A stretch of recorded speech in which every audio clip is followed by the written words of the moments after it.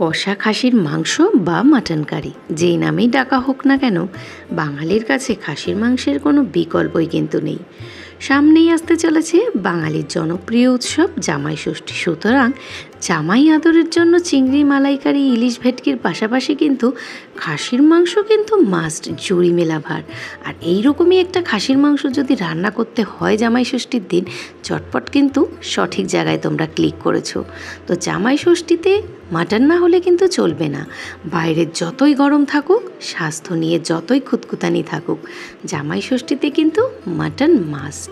শাশুড়ি জামাইকে মাটন খাওয়াবেন আর জামাই মনে মনে মাটন খাবেন, এই ব্যাপারটা ভাবলেই একটা মজাদার ব্যাপার।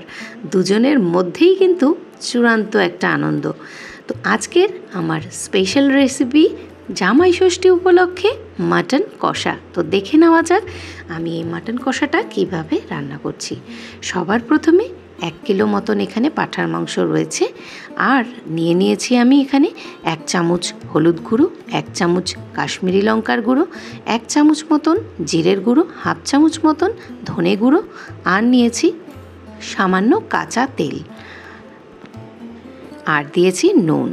এই সমস্ত উপকরণগুলো দিয়ে খুব ভালোভাবে কিন্তু ম্যারিনেট করে রেখে দিতে হবে 2 থেকে 3 ঘন্টার জন্য। আর এই যে মাখানোটা কিন্তু খুব ভালো করে চটকে চটকে কিন্তু মাখতে হবে, যাতে মাংসের মধ্যে খুব সুন্দরভাবে নুন হলুদ সম্পূর্ণভাবে কিন্তু প্রবেশ করে যায়। আর এই রকমভাবে মাখালে কিন্তু মাটনটা সুস্বাদুও হয়।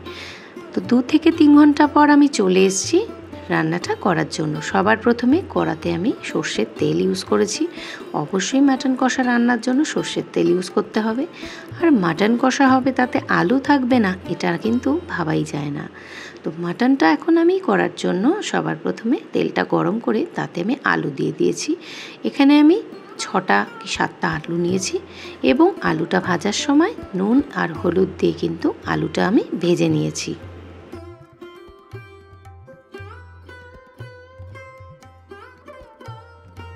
আলুটা কয়েক সেকেন্ড ভেজে নেওয়ার পর তুলে নিয়ে এবার আমি আগে থেকে 6খানা পেঁয়াজ কুচিয়ে রেখে দিয়েছিলাম একদম ঝিরিঝিরি করে।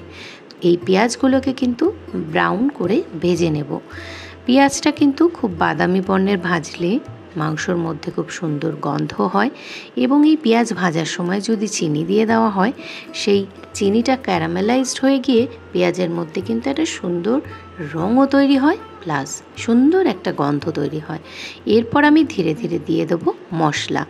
1 থেকে 1.5 চামচ মতন রসুন বাটা দিয়েছি, 1 চামচ মতন আদা বাটা দিয়েছি।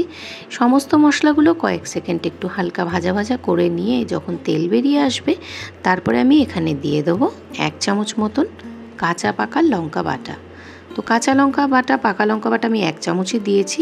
আর দিয়েছি 1 চামচ জিরের গুঁড়ো, 1/2 চামচ মতন ধনের গুঁড়ো, আর দিয়েছি 1 চামচ মতন হলুদ গুঁড়ো।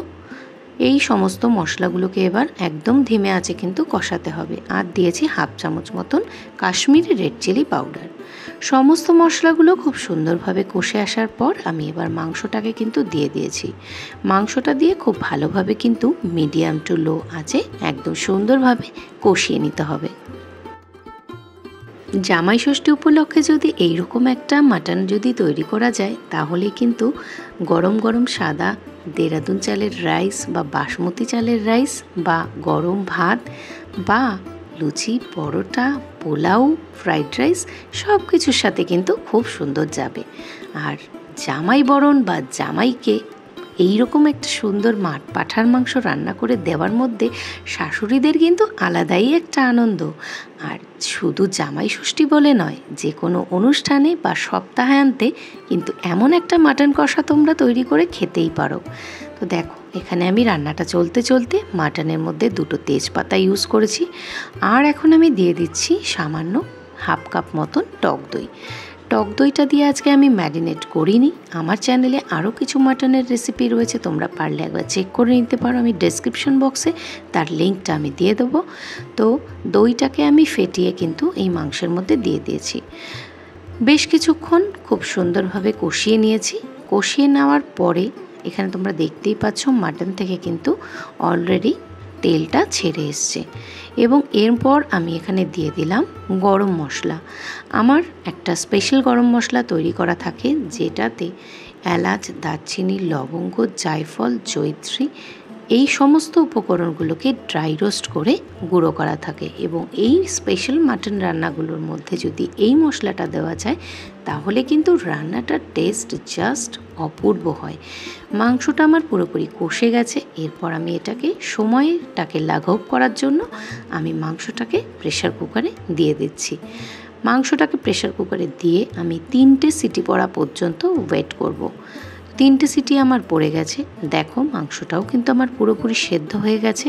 আমি প্রেশার কুকার থেকে কিন্তু পুরোপুরি কড়াতে শিফট করে নিয়েছি। তো দেখো টকবক করে মাংসটাও আমার ফুটছে। আর জাস্ট গন্ধটা বন্ধুরা তোমরা এখান থেকে পাচ্ছ না। তোমরা অবশ্যই এভাবে একবার মাটনটা রান্না করো, তোমরা তাহলে বুঝতে পারবে যে মাটনের স্বাদটা কতটা হয়েছে। জাস্ট নামানোর আগে সামান্য একটু জায়ফল আর একটুখানি জয়িত্রী হাত দিয়ে ভেঙে আমি এই মাংসের ওপরে কিন্তু দিয়ে দিচ্ছি। তো দেখো কত সুন্দর হয়েছে দেখতে।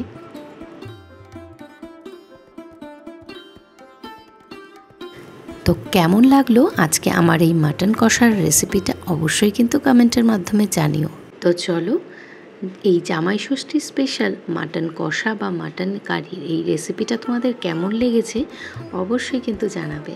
আর যদি তোমরা আমার পরিবারের নতুন বন্ধু হয়ে থাকো অবশ্যই কিন্তু আমার ভিডিওটাতে দেখে একটা লাইক করে ভিডিওটার পাশে বেল নোটিফিকেশানটা অন করে আমার পরিবারের সদস্য হয়ে যাও। ততক্ষণ পর্যন্ত সকলে ভালো থেকো, সুস্থ থেকো। সামনেই আসতে চলেছে জামাই ষষ্ঠী, খুব ভালো করে সকলে এনজয় করো।